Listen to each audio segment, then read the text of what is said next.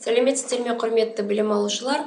Бүгінгі бейне сабақ музыканың қарапайым теориясы пәні бойынша 01.08.000 музыкалық білім беру мамандық студенттеріне ұсынылады. Сабақтың тақырыбы негізгі үш дыбыстықтар. Сабақтың мақсаты негізгі үш дыбыстық аккорд түрлерімен танысу, латтағы аккордтардың құрылымын сипаттау, тоника, субдоминанта, доминанта аккордтарын басқыштар арқылы құру және музыкалық шығармаларда талдау.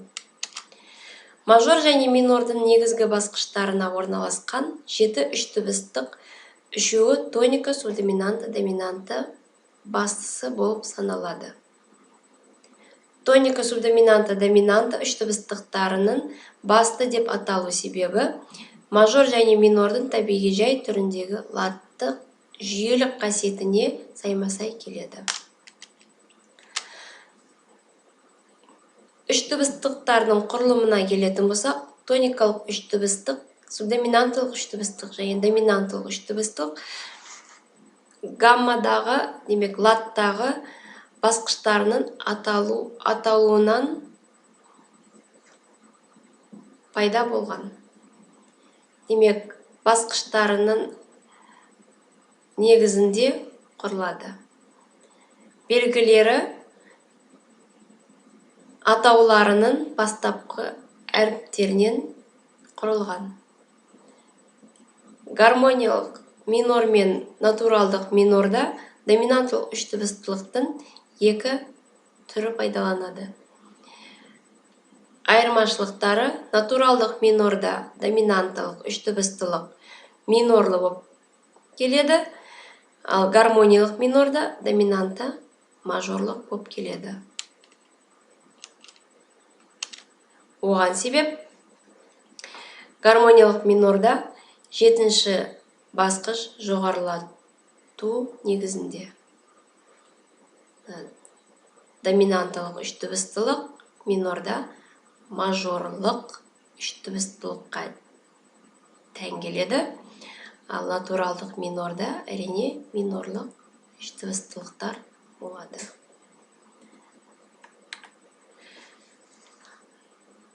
Нотастанда осы үш аккорд қалай белгіленеді?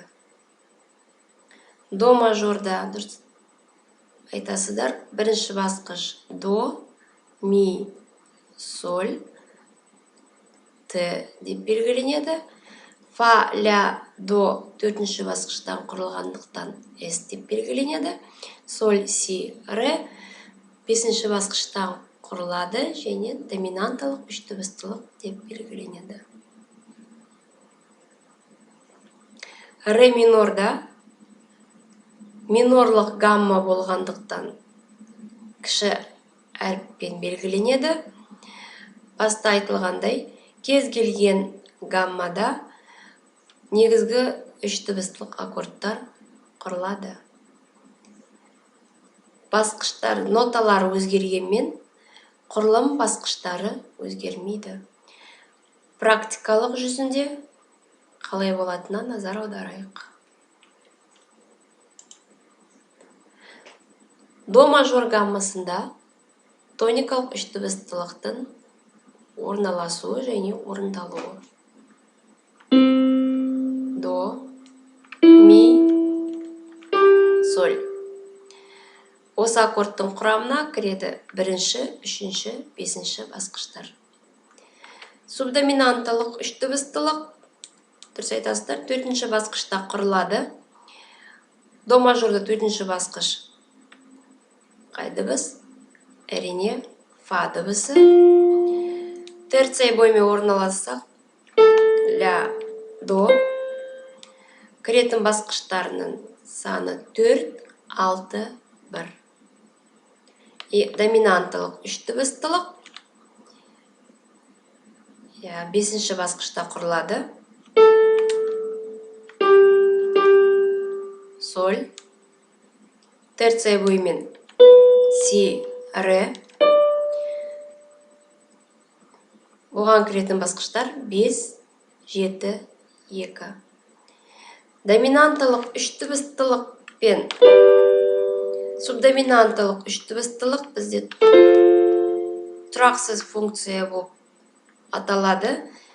Өйткені жерде тұрақсыз басқыштар басым.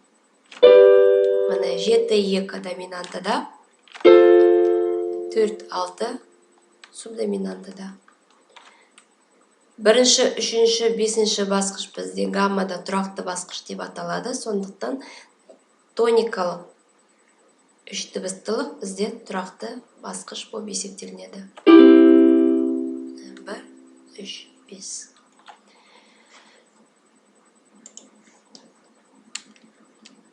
Үйге тапсырма. Натуралдық мажор мен гармониялық минорда тоникалық, субдоминантылық, доминантылық үш дыбыстылықтарды құру берілген гамма негізінде. Екінші тапсырма. Қай мажорлық тональдіктерде берілген аккордтар тоникалық, субдоминантылық және доминантылық үш дыбыстылықтар болатынын анықтау және белгілеу. Бірінші аккордтарыңызда мысалға назар аударсаңыздар, до мажорда бірінші басқыш болып есептелінеді.